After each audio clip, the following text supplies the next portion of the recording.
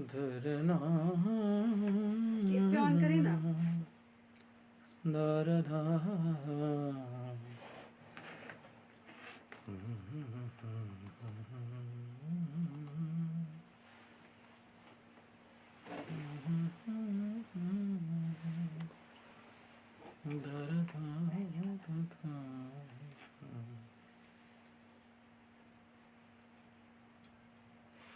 कभी कभार मैं सरप्राइजेस देता रहता हूँ दोस्तों को।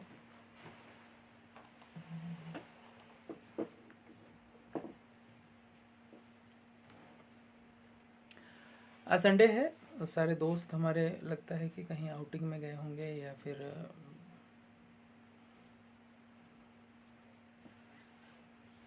बहुत मुश्किल से ये दिन मिलता है। हमारे साथ ये दिक्कत है कि हमारे लिए संडे मंडे पता ही नहीं लगता कब है क्या है।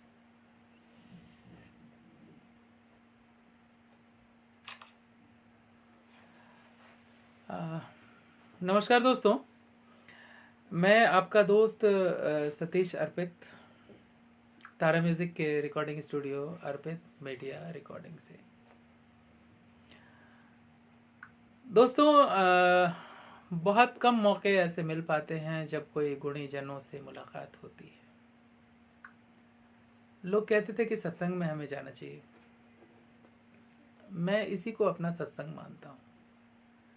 अच्छे लोग मिलें, संतजन मिलें। संतजन का अर्थ गेरुआ वाले नहीं है। जो लोग अच्छी प्रकृति वाले हैं, अच्छे बात व्यवहार और विचार वाले हैं, उन लोगों से मिलना ही मेरे लिए तो कम से कम एक सत्संग के समान होता है। और मैं ऐसे अवसर ढूंढता रहता हूँ कि जब अच्छे लोगों से मुलाकात हो पाती है। और थैंक्स टू फेसबुक कि जब अच्छे लोगों से मुलाकात होती है तो उनमें वो मुलाकात हम आप लोगों से भी करवा सकते हैं। आप अपने घरों में बैठकर अपने मोबाइल पे भी वो उस मुलाकात में शामिल हो सकते हैं। तो आज मेरे लिए बहुत बड़ा सरप्राइज था, इसलिए मैंने सरप्राइजिंगली इस वीडियो को, आज के इस भेंट घाट जिसको हम कहते हैं भेंट वार्ता हिंदी में, वो लेकर अचानक से ही आ गया बिना किसी पूर्व सूचना के। इसके लिए क्षमा चाहूँगा। संजय झा जी हमें देख रहे हैं और संजय सोनी जी हमें देख रहे हैं। संजय सोनी, बहुत बहुत स्वागत आपका। झा जी, संजय झा जी, आपका भी बहुत बहुत स्वागत है। तो दोस्तों, ज़्यादा वक्त न लेते हुए मैं बताना चाहूँगा आप समूह को कि आज हमारे बीच बहुत ही गुणी जन, बहुत ही जो सीनियर हैं हमसे और जिन्होंने अपनी ज़िंदगी को एक उदाहरण बनाया है। बचपन में ही इनके साथ एक दुर्घटना हुई और उसके तहत ये बिल्कुल ही आधे शरीर के मालिक रह गए। और ये दिव्यांगों में भी बहुत ज़्यादा, जो बहुत ज़्यादा परसेंटेज कहते हैं, उस तरह के इंसान हैं जिनके लिए चलना फिरना मुश्किल है। अपनी ज़िंदगी की उस सबसे बड़ी दुश्वारी को झेलते हुए भी इन्होंने अपने अपने मुकाम कुछ इस तरह से बनाए हैं कि ये एक उदाहरण बना हुआ है। बहुत सारे लोग हैं जो सोचते हैं कि उनके पास धन नहीं है, बहुत सारे लोग ये सोचते हैं कि उनके पास कमी है, ये है वो है। लेकिन जब ऐसे लोगों को हम देखते हैं जिनके साथ प्रकृति ने इतना बड़ा वो किया है, उनको देखकर और उनको उनको ज़िंदगी में एक बहुत बड़ा मुकाम हासिल करते हुए देखकर बहुत ज़्यादा अपने आप में एक वो मिलता है कि जब इस तरह के लोग इतनी ऊंचाई तक पहुंच सकते हैं तो हम क्यों नहीं। हमें तो प्रकृति ने बहुत कुछ दिया है। तो दोस्तों, आपसे मैं मिलवाना चाहूँगा मिथिला के एक बहुत ही प्रकांड विद्वान हैं जो मैथिली के, और उतने ही अच्छे चित्रकार हैं, उतने ही अच्छे गायक हैं। उन्होंने अपनी पूरी ज़िंदगी मैथिली की सेवा में बिताया है और साथ ही रेडियो से भी जुड़े रहे और उनकी बहुत सारी रचनाएं किताबों पे भी हैं, गूगल पे भी अवेलेबल है। बस अफसोस एक बात की है कि उनका जो मुकाम था, जो सही मुकाम उनको मिलना चाहिए था, वो शायद उससे दूर रहे। तारा म्यूज़िक की ये पहल है और मैं आप लोगों को इसमें शरीक करना चाहूँगा, आमंत्रण देता हूँ आप समूह को कि ऐसे लोगों को जो आगे बढ़ाने के लिए हमने एक मुहिम शुरुआत की है, उसमें आप भी हमारे सहभागी बने, आप भी हमारा हिस्सा बने। जिंदगी की जद्दोजहद में बहुत सारे काम हम करते हैं अपनी रोजी रोटी के लिए, लेकिन कुछ वक्त ऐसा भी हम जरूर निकालें जो उन सच्चे कलाकारों को जो हम दे सकें, जिनके साथ उनकी ज़िंदगी ने शायद उतना न्याय नहीं किया है, लेकिन हम उनका सहयोग करके उन्हें आगे बढ़ाने में जितना भी एक गीत गिलहरी की तरह सहयोग कर सकें, वो बहुत कुछ है। तो आइए मिलते हैं रेवती रमन झा जी से। मैं बहुत खुशनसीब हूँ कि मोदी नगर मेरठ में रहते हुए उन्होंने मुझे इस लायक समझा कि वो मुझसे मिलने के लिए आज तारा म्यूजिक में आए हैं, अर्पित मीडिया रिकॉर्डिंग में। तो मैं उनका बहुत बहुत स्वागत करता हूँ। रेवती रमन झा जी, प्रणाम जी। नमस्कार जी। पहले तो अपने बारे में कुछ बताइए गुरु जी। हम वहाँ के हमार दरभंगा जिला ग्राम पोस्ट पतोर हमार जन्म स्थान भेल, और जन्म के 6 महीना के बाद ही हमरा पोलियो मारि देलक।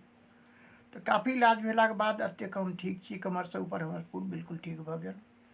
एहि परिस्थितिमे हम सबटा पढ़ाई लिखाई एना केलहुँ, और पटना आर्ट कॉलेजसँ हम फाइन आर्ट्ससँ डिग्री केलहुँ। ओकर बाद हम मोदी नगरमे एक कला अध्यापकके रूपमे छी, और लेखन क्रिया जे से कविता, गीत, गजल, कव्वाली, जतेक भजन सबटा हम बचपनेसँ कऽ रहल छी, हिंदी आ मैथिली दुनूमे। भोजपुरियोमे किछु रचना केने छी। तऽ अपन जे ई रचना करलिए तऽ एकर प्रेरणा कहाँ से भेटल?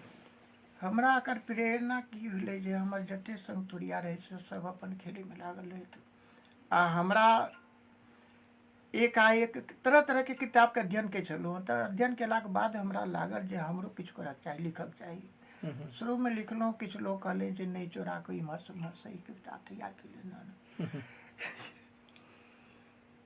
फिर ओकर बाद हम व्यक्ति विशेषके ऊपर रचना केनाइ शुरू कऽ देलहुँ। तखन लोकके विश्वास भेलनि जे एना एना हम खुद रचना कऽ रहल छी।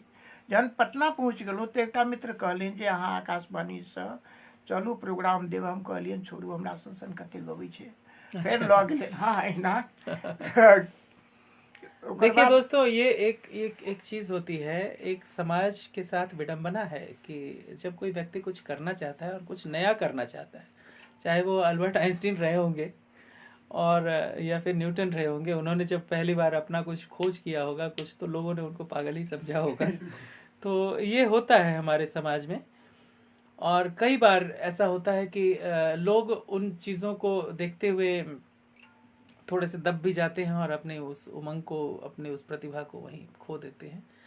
और कुछ ही लोग हमारे रेवती रमन जी जैसे हैं जो उस चीज़ को चैलेंज के रूप में लेते हुए आगे बढ़ते हैं।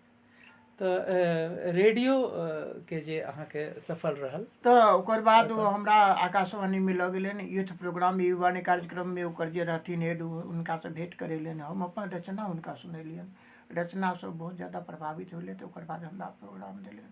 प्रोग्राम अहाँके चलैत रहलै। ओकर बाद दिमागमे आयल जे हम स्वर परीक्षा जे छै लोकगीतके लेल दऽ दी। तऽ ओहूमे हम पास कऽ गेलहुँ। ओकर बादसँ हम लोकगीत गेनाइ शुरू कऽ देलहुँ पटना आकाशवाणीसँ। पढ़ाइ खतम भऽ गेल तऽ घर चलि एलहुँ, तऽ दरभंगा आकाशवाणीमे ओकरा ट्रांसफर करेलहुँ। फिर हम मोदी नगर आबि गेलहुँ तऽ दिल्ली आकाशवाणीमे ओकरा ट्रांसफर करेलहुँ। ओतहुसँ बहुतो दिन हम प्रोग्राम। कोन सन के बात अछि? ई सन तो आब तो छोड़ला काफी टाइम भऽ गेल। ओहि समय अहाँके उम्र की? ओहि समयमे सन 80 में 1955 हमर जन्म अछि। आब जोड़ियो जे 80 में। अच्छा। सन 80 में हम दिल्ली से 25 साल के उम्र। हाँ दिल्ली से हम गिनाइ शुरू कऽ देने रही। और रचना हम सब तरह केलहुँ हन। आ पेंटिंग के बाद तो हमर जनेऊ। अच्छा, हम ये रचना पर तो बाद में एबे। हाँ एकटा हम अहाँ से सब परत खुलत। हाँ एकटा चीज के कहबै ताकि हमर मित्र सबके अहाँके हर पन्ना के नीक से पढ़े के मौका मिले। तो एकटा चीज बताबियो कि ई जे रचना अहाँ करे रहिए, तऽ ओहिसे पहिने जे अहाँके शिक्षा दीक्षा भेलै, ओहिमे की चैलेंजेस रहलै? हम एहि विषय के विशेष करके निकालऽ चाहब कि जे चैलेंजेस रहे जरूर हेते किछ न किछ। हाँ हाँ हाँ तो वो चैलेंज के बारे में अहाँ जो बतेबै तो हमर मित्र सब जे छथिन ओहिमे बहुत सारा लोग छथिन एहन जिनका कि या फिर हुनका थ्रू हुनकर हुनकर हुनकर सर्किल में बहुत सारा लोग अखन 5000 लोग हमर मित्र मंडली में लगभग छथि। ओहि 5000 लोग के भी बहुत सारा मित्र मंडली छथि। तो ई एकटा नेटवर्क के तरह चलै छै फेसबुक। तो ओहिमे जे भी लोग ओहि हिसाब के छथि हुनका सबके ओहिमे बहुत सारा प्रेरणा भेटल। तो अहाँ जहन स्कूल जाय रहिए पढ़े ले प्राथमिक शिक्षा वगैरह जखन लेलिए तहन अहाँके की दुश्वारी एलै जिंदगी में और की कोई एहनो लोग होता जे अहाँके बहुत ज्यादा सहयोग भी केलथि और एहनो लोग हेता जे बहुत ज्यादा टांग खिंचाई भी भेलै। तो ओहि पर कनिक ओहिमे अहाँके केना केना पढ़ाई हमर लिखाई जे 5वीं कक्षा तक जे स्कूल रहे घर से करीब 1 किलोमीटर पर छल। यातायात के कोनो साधन नहीं रहलाक वजह से हमरा घुटना से चल कर जाय पड़ल। हम 5वीं कक्षा ओतऽ से केलहुँ। 5वीं में केला के बाद जे छै कते दूर जाय रही अहाँ? करीब 1 किलोमीटर बुझलियो कच्चा सड़क रहे। पैदल चल के? हाँ घुटना से चल कर। तकर बाद अहाँके 6ठी कक्षा जे रहे बड़ा दूर रहे स्कूल हम नहीं जा सकलहुँ। तो पिताजी हमर की केलखिन ग्राम में संस्कृत विद्यालय रहे ओतऽ से प्राइवेट से हम फार्म भरि भरि के हम अहाँके ओतऽ मध्यमा ओतऽ से केलहुँ प्रथमा केलहुँ ओकर बाद मध्यमा केलहुँ। केलाक बाद फिर पटना आर्ट कॉलेज में हमर एडमिशन भऽ गेल। ओतो दिक्कत आयल। ओतो प्रिंसिपल कहले जे एडमिशन नहीं लेब। कहलियन कारण की तऽ कहलियन कि 2 मंजिला पर कखनो 3 मंजिला पर क्लास होइ छै केना जायब अहाँ। हम कहलियन अहाँ एडमिशन लऽ लियौ काज हमर है। ओकर बाद एडमिशन भऽ गेल। हम ओतऽ अपन सबटा बड़ा ढंग से बड़ी मस्ती में हम सबटा काज करऽ लगलहुँ। कोनो हमरा दिक्कत नहीं हुई। फटाफट हम निचार जाइ चलूँ ऊपर चल जाइ चलूँ खूब अपन ढंग से। देखिए दोस्तों ऊपर वाले के न्याय पर और उनके जस्टिस पर कभी कभार हम सवाल उठाते हैं, लेकिन ये भी एक सच्चाई है कि जब वो हमसे कोई चीज़ छीनता है तो उसके बदले में कुछ ऐसी ताकत भी दे देता है जो कि हमारे लिए बहुत बड़ा संबल बन जाता है। तो ऐसा ही कुछ मुझे लगता है इनके भी उदाहरण में कि शरीर से थोड़ा सा इनको प्रॉब्लम हुई लेकिन इनका मनोबल इतना उन्होंने अपने मनोबल को ऊंचा रखा है कि इन्होंने ये जवाब दिया कि भले तीसरा मंजिल हो तीसरी मंजिल हो या चौथी मंजिल हो वो चढ़ के वहाँ तक जाएंगे। तो मेरे ख्याल से ये उस कॉलेज के लिए भी एक बड़ा उदाहरण रहा होगा। हाँ वहाँ पे जब मैं गया तो उसके बाद काफ़ी कठिनाई आई क्योंकि छात्रावास में पहले मुझे रहने की जगह नहीं मिली और कुछ और जगह रहना पड़ा जहाँ घोड़ा बांधा जाता था। काफ़ी घुटने भर की मिट्टी रहती थी लेकिन चलो उस स्थिति में मैंने कई साल गुजारा। फिर छात्रावास में मुझे जगह मिल गई। फिर छात्रावास तो इस तरह की कई कठिनाइयाँ काफ़ी आई लेकिन मेरे दिमाग में एक ही बात था कि मैं जब गांव में था तो मैंने सुना था कि बिन पत चले सुने बिन खाना कर्म करे बिन नाना। तो मैं क्यों नहीं कर सकता हूँ। सबसे बड़ी बात यहाँ पर यह है देखिए कि एक व्यक्ति जिसके पास रहने की जगह नहीं है और वो शिक्षा लेने के लिए पढ़ाई करने के लिए वो किसी कमरे का और किसी एसी का या किसी रजाई का मोहताज नहीं है। जब इन्होंने बहुत सारा वक्त एक घुड़साल में जहाँ पे घोड़ों को रखा जाता है उस जगह पर गुजारा होगा तो आप समझ सकते हैं दोस्तों कि वहाँ पर क्या इनको व्यवस्था मिली होगी और किस तरह से इन्होंने वो दिन गुजारे होंगे सिर्फ सोचा जा सकता है। कई लोग तो सोच भी नहीं पाते लेकिन वो एक जो इनका डेडिकेशन था इनकी शिक्षा के प्रति, इसीलिए पढ़ाई को इतना इम्पोर्टेंट माना जाता है। आज वही शिक्षा है कि लोग उसके महत्व को नहीं समझ पाते हैं लेकिन इन्होंने उस वक्त में इतना स्ट्रगल किया एक घुड़साल में रहे कई साल तक और उसके बाद इनसे जब मैं इसके पहले बात कर रहा था इस सेशन के पहले तो इनकी आंखों में आंसू थे होठों पे मुस्कान थी। तो अपने दर्द को दबाकर और ज़िंदगी को जीने की कला शायद रेवती रमन जी इनसे अच्छा उदाहरण नहीं हो सकता है। तो खैर तो अपना जो आप मोदी नगर आए यहाँ का माहौल कैसा मिला आपको? मोदी नगर में आने के बाद ऐसा हुआ मैं पहली बार आया मुझे जगह सही लगा कि जगह सही है। मैं अगर यहाँ रुक गया तो मैं कमा के खा सकता हूँ चाहे नौकरी मिले ना मिले। फिर कोई बात नहीं बनी, मैं घर चला गया। घर से दोबारा आया तो मैंने मिथिला चेतना समिति का निर्माण किया, तब भी बात नहीं हुई। मैं तीसरी बार फिर आया। आने के बाद गिन्नी मोदी जो वहाँ के सेठ हैं, एन मोदी, उनकी पत्नी से मैं टकरा गया और मेरे काम से काफ़ी प्रभावित हुई और मुझे नौकरी और क्वार्टर सब कुछ मिल गया उनके हाथ से। तब से मैं मोदी नगर में हूँ और मैं एक कला अध्यापक के पद पे हूँ। वाह। अच्छा, सुना है कि आप चित्रकला में भी उतने ही निपुण हैं। तो चित्रकला की आपकी जो ये दोस्तों अभी जो हम कहानियां सुन रहे हैं ये इनके साहित्यिक जीवन की कथा है। तो इनके चित्रकला पे भी थोड़ा सा मैं चाहूँगा। चित्रकला में भी दिक्कत आती थी मुझे, क्योंकि जो प्रोफेसर थे, वो प्रोफेसर थे तो वो क्या करते थे। हाँ, कहियो आगे वाली में वो प्रोफेसर जो थे मेज पर में काम बताते थे और मैं नीचे बैठा होता था। जो मैं मेज पर क्या हो रहा है मुझे दिखता नहीं था, ये कि हो क्या रहा है या बता क्या रहे हैं। फिर बच्चे जब वो काम लेकर के आते थे तो उसको देख कर के मैं समझता था कि उन्होंने क्या बताया, प्रोफेसर ने क्या दिखाया, और इसी तरह से मैं काम को समझता था। लेकिन हाँ, मैं उस समय अपने टाइम पे मैं सबसे आगे रहता था काम में। आप एल्बम लेके आए हैं आज, हाँ जी। थोड़ा सा दिखाना चाहेंगे हमारे? अच्छा, ये जो है वहीं पे गिन्नी मोदी गर्ल्स डिग्री कॉलेज है, जिसके ये प्रिंसिपल है। और इधर हमारी फूल झाड़ू जो होती है, फूल झाड़ू की सीख से केवल ये पेंटिंग बनाई हुई है। अच्छा। जो इनको ये समर्पित कर रहे हैं। वाह। ये मेरी बनाई हुई पेंटिंग है जी। और नीचे जो है ये पेंटिंग, ये चीन देश के बहुत बड़े उद्योगपति हैं, जिसमें गिन्नी मोदी जी हमारी पेंटिंग को ये गिफ्ट कर रही हैं। हम लोग ठीक से देख नहीं पा रहे हैं चीज़ों को, चूँकि लाइट का थोड़ा ये है। लेकिन मैं चाहूँगा कि ये पेंटिंग्स जो हैं या जो भी चीज़ें हैं इनकी, वो मैं रखूँगा लोगों के बीच ये में। क्या है कि मैं बच्चों को ड्राइंग पेंटिंग वहाँ कोचिंग क्लास चलाता हूँ, तो उस समय की ये तस्वीर सब है जहाँ हमारी प्रदर्शनी लगी है। तो उस समय मैं बच्चों को पेंटिंग के बारे में बता रहा हूँ, वहाँ की है। इस जगह मैं गिन्नी मोदी गर्ल्स डिग्री कॉलेज में सिखा रहा हूँ बच्चों को, सारे वहाँ के स्टाफ बैठे हुए हैं। यहाँ हमारी एल्युमिनियम शीट पे पेंटिंग बनी हुई है जो गिन्नी मोदी जी गिफ्ट कर रही हैं। अच्छा, तो अभी भी आपकी ये चित्रकला और ये जो चल रहा है अभी भी चल रहा है अनवरत? नहीं, अब तो बाहर का काम करना मैंने बंद कर दिया।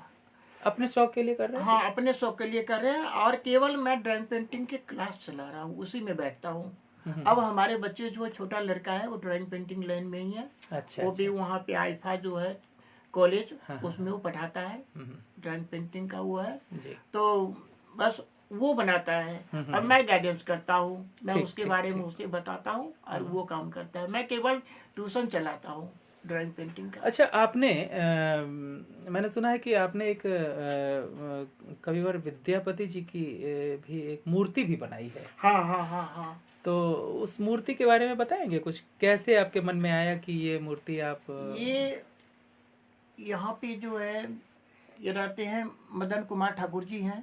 कहाँ पे रहते हैं वो? ये विद्यापति कॉलोनी है, यहाँ पे जलपुरा गांव है वहीं पे। हाँ। तो उसमें उन्होंने कहा कि हम लोग विद्यापति की मूर्ति को स्थापित करना चाहते हैं, तो क्या आप बना सकते हैं? मैंने कहा हाँ मैं बना सकता हूँ और मैं बनाऊंगा। फिर मैंने उसको सीमेंट की मूर्ति हमने बनाई और वहाँ से वो ले गए हैं। अब बसंत पंचमी के टाइम पर उसकी स्थापना होगी। ये अच्छा, ये अच्छा, ये है। ये है। ये थोड़ा सा लाइट का प्रॉब्लम हो रहा है।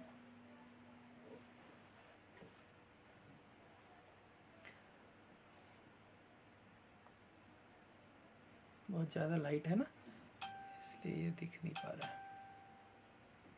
खैर, ये फोटो भी मैं शेयर करूँगा दोस्तों।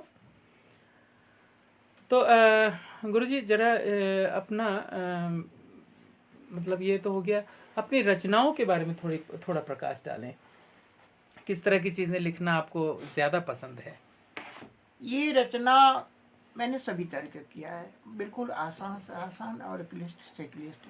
हमारे मन के अंदर में एक ही बात रही शुरू से कि मैं सभी तरह की रचना करूं जो भी है। तो कुछ शब्दानुप्रास अलंकार में मुझे जब 10वीं 11वीं में मैं था तो मुझे क्या पढ़ने बोले? को मिला शब्दानुप्रास अलंकार। ये क्या होता है? शब्दानुप्रास अलंकार को उसको कहते हैं कि हर शब्द के शुरू में एक ही अक्षर आता है। अच्छा। शब्द का अनुप्रास, शब्दानुप्रास। तो उसमें 2-2 पंक्ति को मुझे पढ़ने को दोस्तों मिला। ये सवाल मैंने इनसे दोहरा के पूछा, क्यों? क्योंकि आजकल कहा जाता है कि हर लोग आ जाते हैं, वो कहते हैं कि मैं गीतकार हूँ, मैं कवि हूँ, मैं ये हूँ, मैं ये लिखता हूँ, वो लिखता हूँ। लेकिन ये जो साहित्य की जो बहुत गहरी चीज़ें हैं और बिल्कुल बेसिक चीज़ें हैं, इसके बिना गद्य पद्य नहीं चल सकता है।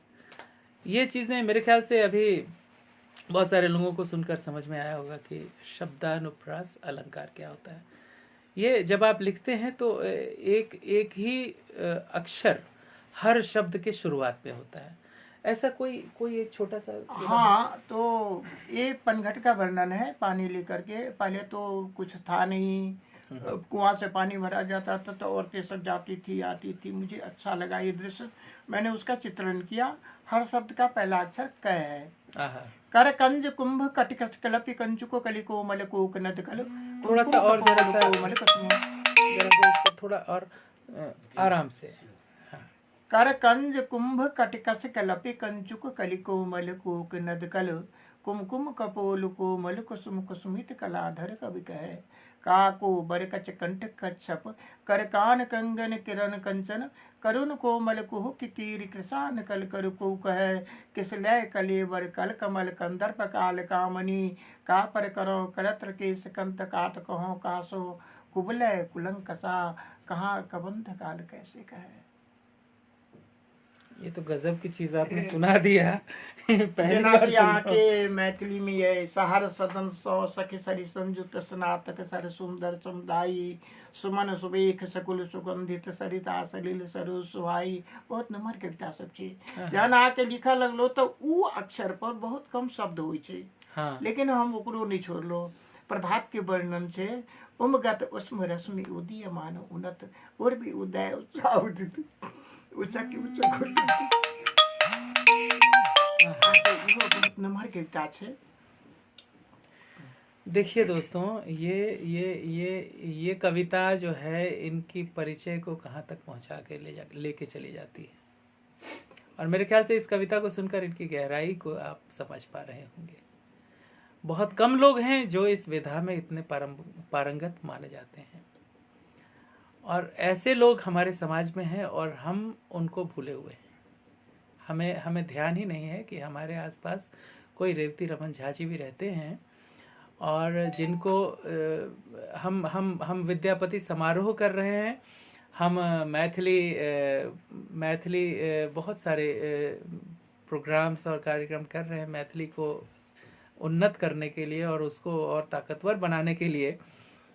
लेकिन मुझे समझ में नहीं आ रहा है कि हम रेवती रमन जी को भूल कर, ऐसे लोगों को भूल कर क्या हम मैथिली के लिए सही कार्य कर सकते हैं, या फिर क्या विद्यापति जी को सच्चे अर्थों में श्रद्धांजलि दे सकते हैं जब हम रेवती रमन जी जैसे कलाकारों को पूछते नहीं हैं।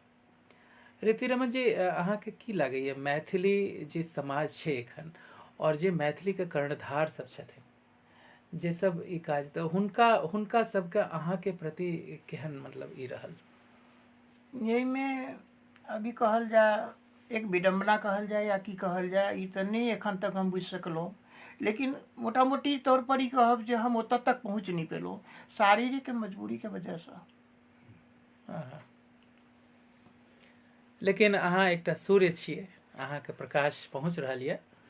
और दोस्तों, मैं आप समूह से ये निवेदन करना चाहूँगा कि ऐसे लोगों को ही आगे लाकर हम सही मायने में एक सेनानी बन सकते हैं। हम कह सकते हैं कि हाँ ठीक है, हमने मैथिली के लिए काम किया है या करने की कोशिश कर रहे हैं। इस वीडियो को खास करके मैंने कभी भी अपने वीडियोस को शेयर करने का निवेदन आप लोगों से नहीं किया है, लेकिन आज मैं खास करके ज़रूर कहूँगा कि इस वीडियो को अवश्य आप लोग शेयर करें, जितना ज़्यादा से ज़्यादा हो सके शेयर करें, ताकि रेवती रमन झा जी जैसे लोगों को सही स्थान मिल पाए। उम्र के ये उस दौर में हैं, उस पड़ाव पर हैं जो कि हम कह सकते हैं कि बहुत ही ऊंचा स्थान है।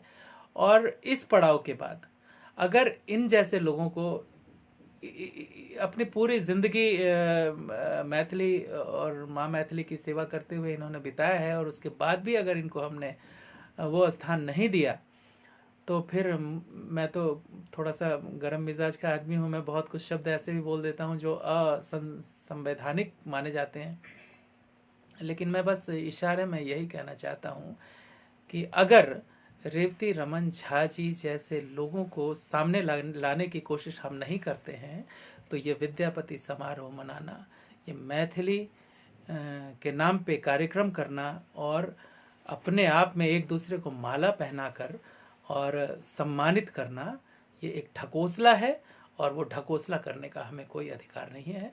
हम मैथिली के लिए कुछ भी नहीं कर रहे हैं। तो मैं उन सारे ही लोगों से यह अनुरोध करूंगा, करबद्ध प्रार्थना करूंगा कि रेवती रमन झा जी को उनका स्थान जरूर दिलवाएं, क्योंकि इनके जैसे कलाकार, इनके जैसे लेखक, इनके जैसे साहित्यकार और इनके जैसे रचनाकार और इनके जैसा इंसान बहुत कभी कभार ही आता है। और वो मौका है हमारे पास कि ये हमारे साथ हैं आज, तो इस मौके का हम फायदा उठाएं और क्यों ना इनको आगे बढ़ाने के मुहिम में हम भी एक छोटे से सेनानी बनकर अपना योगदान कर सकें। तो अहाँ से एक बेर आशीर्वाद चाहब, तारा म्यूजिक के अपन आशीर्वाद दियो कि हम सभी मुहिम में बहुत बहुत आशीर्वाद दै छी जे अपने सब पूरा सफल होय। बहुत बहुत बहुत आशीर्वाद दै। अच्छा, जेना ड्राइंग पेंटिंग के लाइन में रहला कारणे जेना मॉडर्न आर्ट होइ छै, तो एक बेर दिमाग में आयल जे मॉडर्न काव्य सेहो हेबाक चाही। तो हम वो रचना केलहुँ कि नैनी उड़ीसा देहली आगरा लखनऊ, जहांगीर जापान के आकाश मेर की बात, पटना कलकत्ता लगे मधुबनी है मिर्च, प्रीतम बिन कैसे कटे आज अंधेरी रात। यानी एक बिरहिनी नायिका कह रही है कि नैनी उड़ी, मेरी आंखें उड़ करके चली गई, जहाँ की मेरे वो है, मेरे प्रीतम है। नैनी उड़ी सादे अली, रोई है आंसू से काजल दह गया है, सादे अली आ गया मेरी आंख में आकर के उगर गया है, यानी बस गया है। लखनऊ, लख माने देखना, तुम उसे नहीं देख सकती हो। लखनऊ जहांगीर जापान क्या, जहांगीर जापान क्या, यानी गिरजा नाम की लड़की है, तो कह रही है शरीर पीला पड़ गया है, पीले पत्ते पान की उपमा क्या दे रही हो, काश समीर की बात, ये हवा की ठंडी ठंडी हवा की बात क्यों कर रही हो। पटना कल, पटना कल यानी वस्त्र जो है, पट जो है वस्त्र है, कोई कुछ अच्छा नहीं लग रहा है मुझे, कोई श्रृंगार साज कुछ नहीं अच्छा लग रहा है। पटना कलकत्ता लगे, लगता है कोई कत्ता कुल्हाड़ी से मुझे काट रहा है। कलकत्ता लगे मधुबनी है मिर्च, मधु जो मीठी मीठा चीज है मेरे लिए मिर्च बन गई है। मधुबनी है मिर्च, प्रीतम बिन बिन कैसे कटे आज अंधेरी रात। मतलब शहरों के नाम को भी आपने उपमा में जोड़ा है? तो दोस्तों, ये एक चावल का दाना है, जिससे आपको पता लग गया होगा कि जो चावल पक रही है वो कैसा है। तो मैं अभी मैं क्या बोलूँ, मेरे पास शब्द नहीं है इनके लिए कि इन्होंने तारा म्यूजिक को इस लायक समझा और ये यहाँ तक आए हैं। और अब यहाँ से ये कितना ऊंचा पहुँचते हैं, कहाँ पहुँच पाते हैं, हम इनके लिए क्या कर सकते हैं, ये हमारे ऊपर है। दोस्तों, ज़रूर आप कोशिश करें अपने तरफ से जितना भी हो पाता है। हमने एक मुहिम की शुरुआत करनी है, और सिर्फ रेवती रमन झा जी ही नहीं, ऐसे और भी जो भी कलाकार जो छुपे हुए हैं और जिनको अभी वो स्थान नहीं मिल पाया है, और उस स्थान की उन्हें दरकार है, ज़रूरत है, उस स्थान तक पहुंचाने के लिए जो भी हो पाए हम करें। ये हमारे लिए बहुत ही एक ज़रूरी चीज़ है। और ख़ास करके आज के दिन से शुरुआत हुई है दोस्तों। मैं आपको बताना चाहूँगा, ये आज का दिन जो है 30 दिसंबर, ये मेरे लिए बहुत बहुत ही महत्वपूर्ण भी है और एक यादगार दिन है, क्योंकि आज ही मेरे पिताजी इस दुनिया को छोड़कर गए थे, तो उनको श्रद्धांजलि देते हुए अपने बाबूजी को मैं आज से इस मुहिम के शुरुआत की घोषणा कर रहा हूँ। और उसमें हमारे जो भी इस तरह के लोग हैं जो कि दबे हुए हैं, कुचले हुए हैं, और जो बड़े बड़े नेता लोग बात करते हैं, उस तरह की बातें मैं नहीं कर रहा हूँ। मैं बस आपसे एक निवेदन कर रहा हूँ, एक प्रार्थना कर रहा हूँ कि आपके आसपास अगर ऐसा कोई भी इंसान है जिसके लिए आप कुछ मदद कर सकते हैं तो आप उनके लिए आगे आएं।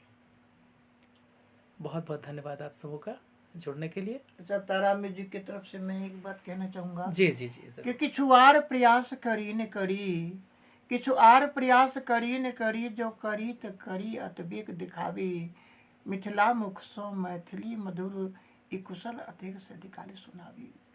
गुणगान बखान हो कोटि करी, गुणगान बखान हो कोटि करी, जे करी नहीं मैथिली योग्य करी, लखी धाम ललाम गुलाम हो धरी, स्वीकार संभुत रहुत नगरी, स्वीकार संभुत रहुत नगरी। हाँ हाँ, बहुत बहुत धन्यवाद रीति रमन झा जी अहाँ के।